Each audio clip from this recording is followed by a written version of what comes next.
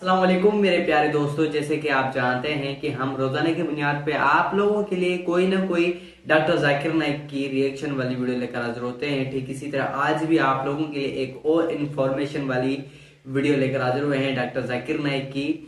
ये video doctor Zakir Naik की, इस वीडियो में डॉक्टर जाकिर नाइक इमाम खुमानी के बारे में कुछ बोलते हुए नजर आते हैं और वो क्या बोलते हैं या वो किस टॉपिक पे बात कर रहे होते हैं, ये सारी चीजें हम इस वीडियो के जरिए जानेंगे। तो मेरे प्यारे दोस्तों चलते हैं वीडियो की तरफ, मिलेंगे वीडियो के बाद। तब तक के लिए अल्लाह हाफिज।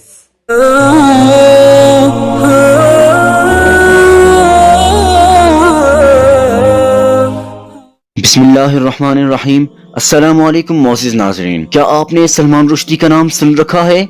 क्या आप जानते हैं ये शख्स कौन था? आखिर उसने ऐसा क्या किया था कि इस पर शियों के इमाम खुफीनी ने भी कत्ल का फतवा लगाया था? हम आज की इस वीडियो में आपको बताएंगे कि ये शख्स कौन था, और जब डॉक्टर जाकिर नाइक से इसके हवाले से सवाल किया गया तो डॉक्टर साहब ने इसका क्या जवाब दिया। Assalamu alaikum. My name is Yashar Payami. I'm from Iran, really, and I want to know exactly is that you must have read Salman Rushdie's Satanic Verses, and as a Muslim, nobody would have liked that book. So, what do you think Imam Khomeini did was correct, asking for the people for fatwa? That was my main point. What Imam Khomeini had told about the fatwa against Salman Rushdie, was it correct or what? आइए जानते हैं, लेकिन आपसे गुजारिश है कि video को शुरू से आखिर तक देखिएगा, कहीं से भी स्किप मत कीजिएगा। नाजरीन, डॉक्टर जाकिर नाइक साहब से एक लड़के ने सवाल किया जिसका ताल्लुक ईरान से था। उसका सवाल सलमान रुश्दी ही के मुताल्लिक था। उसने ये कहा, जैसा कि आप जानते हैं तमाम मुस्लिम उम्मा को इस वक्त सलमान रुश्दी पर गम और गुस्सा है, और इसकी वजह सिर्फ उसकी लिखी हुई किताब है। मैं ये पूछना चाहता हूँ कि उसने जो फतवा दिया उसको आप किस नजर से देखते हैं? क्या वो ठीक शख्स था? डॉक्टर जाकिर नाइक साहब ने हस्ब आदत सवाल दोहराने के बाद फरमाया, बुनियादी सवाल ये, चाहे वो फतवा सही था या गलत था, ये बातें बात की हैं, लेकिन पहले तो ये देखना चाहिए कि सिर्फ सियासत के लिए फतवा दिया क्यों गया। लेकिन राजीव गांधी ने तो बैन लगा दिया, हालांकि उन्हें ये भी नहीं पता था कि इस किताब में लिखा क्या गया है। इस किताब को तो इंडिया में बैन कर दिया गया, लेकिन मैंने फिर भी पढ़ी। और क्या आप जानते हैं कि उसने सिर्फ इस्लाम के खिलाफ बातें नहीं लिखी, बल्कि अपने आप को मुसलमान भी कहता था, लेकिन उसने किसी को भी नहीं बख्शा। दोस्तों, आप जरा उसकी किताब पढ़ें। वो क्वीन एलिजाबेथ को भी गालियां देता था, और जिस बरतानवी हुकूमत ने एक अमेरिकी राइटर पर बैन लगाया था सिर्फ इस बिना पे कि उसने मार्गरेट क्लेचर के खिलाफ 4 लफ्ज बोले थे, लेकिन अब वही बरतानिया सलमान रुश्दी को सपोर्ट कर रहा है, हालांकि उसने इससे कहीं ज्यादा बोला है, और ये इजाजत सिर्फ इसलिए दी है क्योंकि वो इस्लाम के खिलाफ बकवास कर रहा है। जभी तो इसको अवार्ड भी दिया गया। और शायद आप ये बात नहीं जानते होंगे कि इसने राम और सीता को भी नहीं छोड़ा, जबकि अक्सरियत हिंदुस्तानियों की नजर में राम और सीता की बहुत इज्जत है। दोस्तों, लेकिन सलमान रुश्दी ने इनको भी गालियां दी, और बहुत से हिंदू सलमान रुश्दी को सपोर्ट कर रहे हैं। इन बेचारों को ये भी नहीं पता कि सलमान रुश्दी ने इनके अपने राम और सीता को भी नहीं छोड़ा और उनकी भी बेइज्जती की है। शायद राजीव गांधी भी ये बात नहीं जानते होंगे, लिहाजा अल्लाह ताला ने कुरान मजीद में ऐसे शख्स के हवाले से हुक्म दिया है, इस्लाम को बुरा बोले या किसी मजहबी शख्सियत की बेहुरमती करे। अल्लाह ताला सूरह माइदा में आयत नंबर 33 में फरमाते हैं कि जो कोई अल्लाह और उसके रसूल की शान में गुस्ताखी करे, इसका सर कलम कर दिया जाए, या इसे सूली पर चढ़ा दिया जाए, या इसे मुल्क बदर कर दिया जाए। दोस्तों, डॉक्टर जाकिर नाइक साहब ने फरमाया, ये हुक्म सिर्फ कुरान में नहीं बल्कि बाइबल में भी है। दोस्तों, इमाम खुमैनी ने 1 साल बाद फतवा क्यों दिया? 1 साल बाद फतवा देने की जरूरत ही क्या थी? हालांकि सबसे पहले जिस मुल्क ने सलमान रुश्दी की किताब पर बैन लगाया वो मुल्क इंडिया है, जो कि मुसलमान मुल्क भी नहीं है, लेकिन इसने मुसलमान ममालिक से पहले बैन लगाया। डॉक्टर साहब ने फरमाया, मैंने इसके लिए राजीव गांधी को मुबारकबाद भी दी थी, लेकिन इमाम खुमैनी ने 1 साल बाद फतवा क्यों दिया कि सलमान रुश्दी को कत्ल कर देना चाहिए? क्या ये सिर्फ और सिर्फ शोहरत हासिल करने के लिए था, या खबरों में आने के लिए था, या मकसद कुछ और था। ये तो सिर्फ और सिर्फ सियासत हुई। अगर आप फतवा देना चाहते ही थे तो तब देते जब इसने ये किताब लिखी, जब इस किताब की रूनुमाई दुनिया के मुख्तलिफ हिस्सों में की गई। बहुत से मुमालिक ने इस किताब को बैन भी कर दिया और इसके बाद खुमैनी साहब फतवा देने लगे हैं। दोस्तों, अगर आप बुक ऑफ लिविटिक्स पढ़ें तो इसके बाब नंबर 24 की वर्स नंबर 16 में ये बात आती है कि अगर कोई शख्स गुस्ताखी करे, मजहब की बेहुरमती करे तो इसको संगसार कर दिया जाए, यानी पत्थरों से मार मार कर कत्ल कर दिया जाए। हत्ता कि कोई अजनबी भी वहां से गुजरे तो वो भी पत्थर मारे।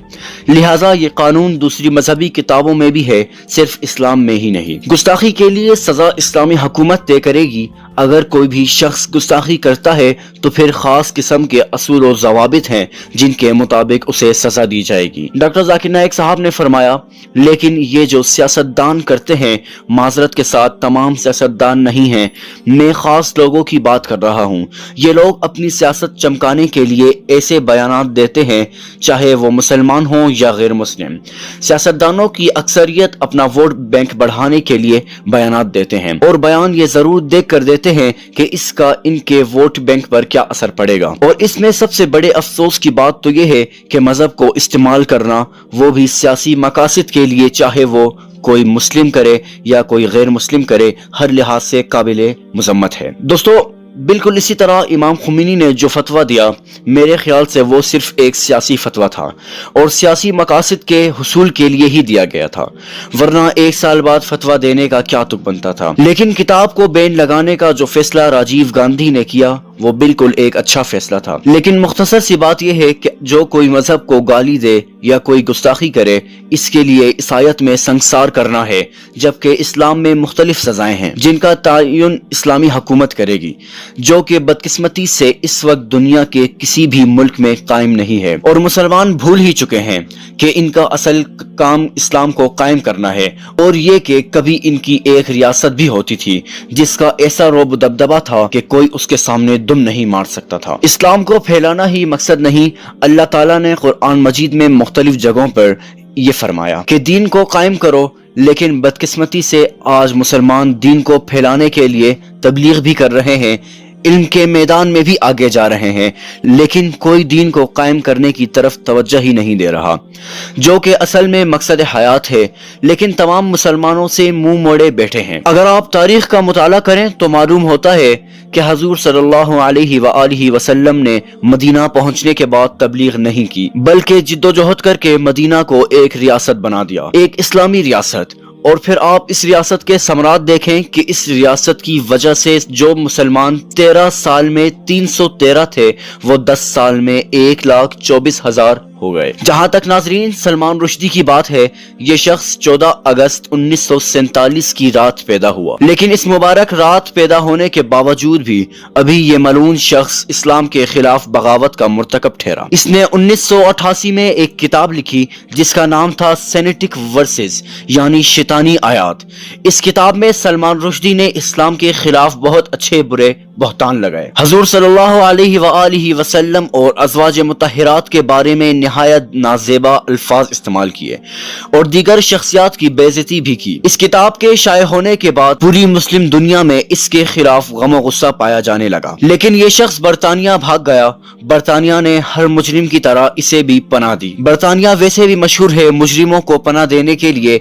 इसकी किताब को दुनिया के मुख्तलिफ ममालिक में बैन कर दिया गया और ईरान के रहनुमा आयतुल्लाह खुमैनी ने इसके खिलाफ कत्ल का फतवा भी दिया। ये तो हमेशा से होता आया है, हर मुजरिम जाके काफिरों के पास ही पनाह लेता है, और ये जब तक चलता रहेगा जब तक मुसलमान मुत्तहिद नहीं हो जाते और एक मजबूत रियासत नहीं बन जाते। नाजरीन, आज की थी हमारी रिएक्शन वीडियो। उम्मीद करता हूँ आपको ये रिएक्शन वीडियो जरूर पसंद आएगी। मजीद ऐसी वीडियो देखना चाहते हैं तो हमारे इस चैनल को सब्सक्राइब कर लें, साथ ही साथ बेल आइकन को भी प्रेस कर लें, ताकि हम जो भी नेक्स्ट वीडियो अपलोड करें उसका नोटिफिकेशन बआसानी आप लोग तक पहुंच सके। तो मेरे प्यारे दोस्तों, चलते हैं, मिलेंगे अगली नेक्स्ट वीडियो में। तब तक के लिए अल्लाह हाफिज।